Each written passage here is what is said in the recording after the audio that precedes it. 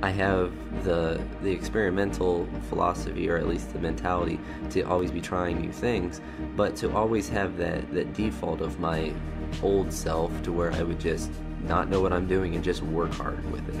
And I think that's the best advice I can give anyone, is that if you're not sure what to do, just try to work as hard as you can with it. Because even if you don't know what you're doing, you're probably going to get pretty good at what you're trying to do if you just work really, really hard. And as you find new information, add that information in and continue to work really hard. Because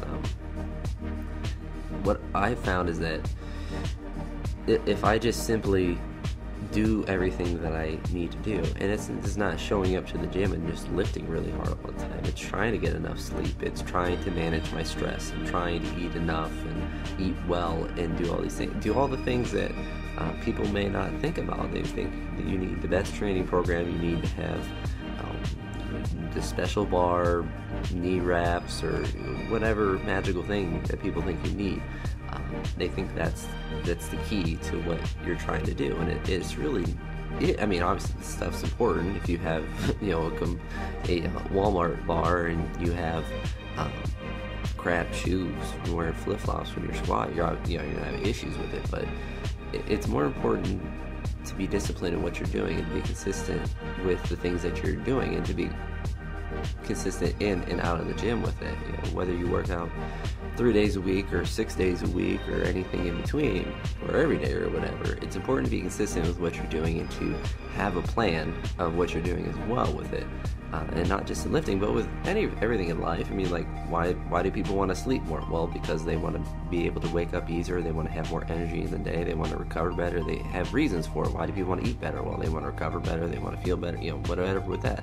Well, why do you want to lift 6 days a week instead of 3 days a week? Well, then you got to have a reason for it. You got to have a plan. You got to have a plan of action of the things that you want to do with it, and not just aimlessly work hard. And that's something that I have hopefully got a little better at as I've gotten older, is just not blindly working hard, but to actually put some thought into what I'm doing and then just attack it with that work ethic. Because the working hard part, for me at least, is not very difficult to do. I can spend, if I had the time, I could spend 4 hours in the gym grinding myself to a pulp doing whatever lifts.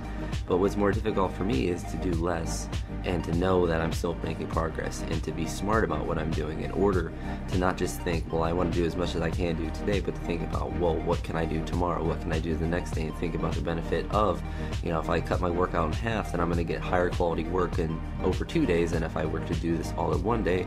Plus I have more time to eat and sleep and do all those things, so I'm able to be consistent in and out of the gym with it. Because that's one of the things I did in college a lot, is I would just work out forever. I would do 3 sets of 10 of deadlifts and an AMRAP after that, and you just grind myself to a pulp, ignore any aches or pain that I would have, and just lift and lift and lift, which works fine to a point, but it's not safe to do, obviously, to do as much crap as I was doing.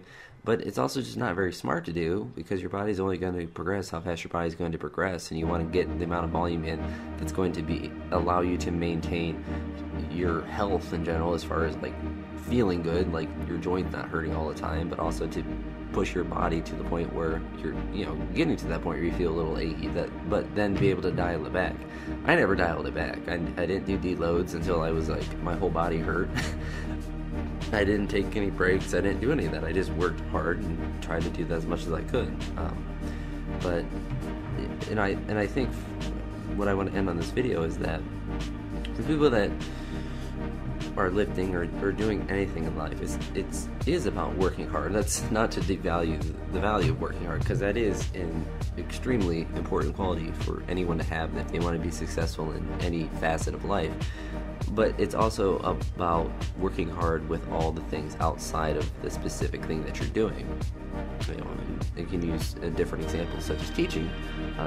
It's not just important for me to work hard when I have students in my classroom teaching. It's important for me to plan, use my plan time effectively, to use my time before and after school effectively, to use resources in the school effectively, to think about things that I could do differently, and to reflect on what I'm doing. Do all the different things that allow me to progress, or at least give me the best chance to progress. Because you may you think you're doing everything right, and you may not make any progression, but well, then what you can change with it. Because it was really easy for me to change. Well, maybe instead of working out for 4 hours and grinding myself to a pulp, I'll work out for 2 hours and spread my workouts out more, and not work out so much that everything hurts, and doing things like that. But thinking about all the nuances and the complexities, and always thinking there's always something more that you can do. And that's probably the most exciting thing with anything that you do in life, is that there's always something more that you can do, and there's always something better that you can do, as far as whether it be managing your time better, or